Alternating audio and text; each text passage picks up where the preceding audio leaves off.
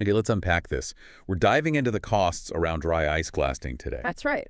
And our mission really is to get behind the numbers, figure out what drives the price, whether you hire it out or try doing it yourself. Exactly. We're looking at the sources you shared to see what the expenses are for this kind of cleaning and maybe help you figure out which way makes more sense. Great. So let's start with the professional route. That's probably where most people look first, Yes. right?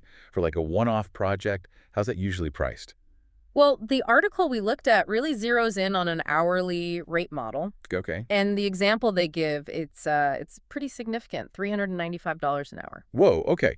$395 an hour, that sounds like quite a bit up front, but the source actually breaks that down, doesn't it? Yeah. It's not just one number. No, exactly. For that single hour, you've got labor costs baked in like $35 for a supervisor, $32.50 for a technician, Mm-hmm.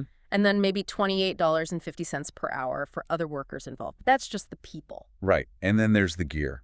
The equipment rental or usage must add quite a bit too. It really does. The blaster itself, that's factored at $48 an hour. An after-cooler attachment and another $28. Okay. And you need a serious air compressor. They mention a 400 CFM one that adds another $48 per hour. So labor, machine, compressor.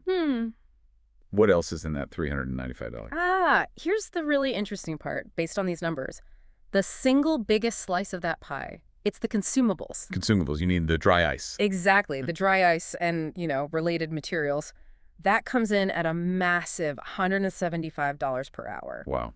$175 an hour. Yeah. Just for the stuff that vanishes during the job. That's nearly half the total cost right there. It is. It really highlights that the main driver isn't just the skilled labor or the machines, but the actual medium being used. That's a key takeaway if you're budgeting. And the source mentioned these costs are typical for places like Detroit, Chicago, Toledo. Yeah, those are the markets they cited. And importantly, they add a little caveat. That rate assumes pretty standard conditions, skilled workers, heavily soiled surfaces, normal safety protocols.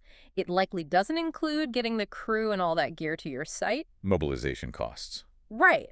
Or any really specialized needs for the job. That could push it higher. Okay, so the rate's high, but the source also explains why people choose pros. Oh, right. It's not just about cost. Definitely. They point out it's effective, it's seen as more eco-friendly than some methods. Like sandblasting, maybe? Exactly. Or harsh pressure washing. It's often more efficient, and crucially, it's non-abrasive. Doesn't damage the underlying surface. So for those occasional jobs, maybe just one big cleanup, hiring pros sounds like the simpler, hassle-free path. You get the expertise, the safety. For sure. But yeah, if you're looking at a really big project or needing it done frequently, that hourly rate, well, it adds up fast. Okay, that paints a clear picture for the service model. But what about the flip side? What if you need this cleaning all the time? The source talks about doing it yourself, right? It does. If dry ice blasting is something you see yourself doing regularly, then the DIY approach enters the conversation. It means a pretty big upfront investment, though. Big investment. How big are we talking? Well, the main piece, the dry ice blaster machine itself, the source says anywhere from like $5,000 for a smaller one, maybe up to $50,000. $50,000 just for the blaster. Yeah, for the bigger, more capable systems. And you can't forget, you absolutely need a good air compressor to run it. Right. The compressor. How much for that? The source puts those in the range of $5,000 to $10,000, needing something like 71 to 141 CFM output. So just for the main machines, you're potentially looking at, what, $10,000 on the low end, maybe $60,000 or even more on the high end. Exactly. Which, really tells you something. Unless you're planning on using this equipment very regularly, maybe weekly or more.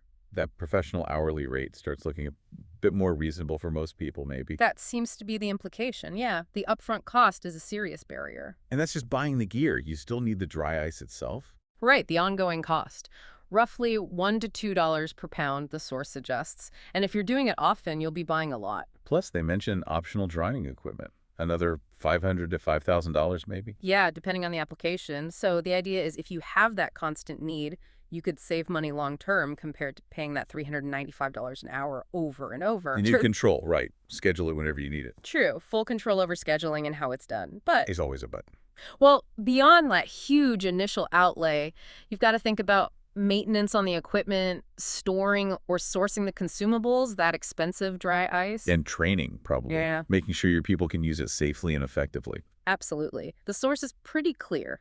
If you only need this done occasionally, the total cost of ownership for the DIY route, including all that stuff, could easily end up being more than just hiring the pros when you need them. So putting it all together, the trade-off seems pretty stark. It really is. Professionals offer the efficiency, the safety, the ease for those less frequent jobs, even with the hourly cost. While DIY means taking on a big initial cost and ongoing responsibilities, but it might pay off with long-term savings and control if, and it's a big if, you use it constantly. Precisely. It really hinges on your specific situation, how often you truly need this service. The article really emphasizes that, doesn't it? The best option isn't one size fits all. It depends entirely on your use case.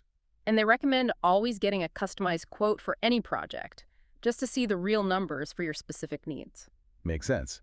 So wrapping up, the cost really boils down to your needs. Are you paying for a service provider occasionally, or does the sheer volume justify that massive investment in owning and operating the equipment yourself? That's the core question. Thinking about that huge gap, almost $400 an hour for the service versus potentially $60,000 plus just to buy the machines, let alone run them, it makes you wonder, doesn't it? Where's that economic tipping point where it stops making sense to pay for a specialized service on demand and starts making sense to bring that capability completely in-house? That's a fascinating question about operational strategy, really. When does the cost of convenience get outweighed by the cost of ownership for efficiency? Something to ponder.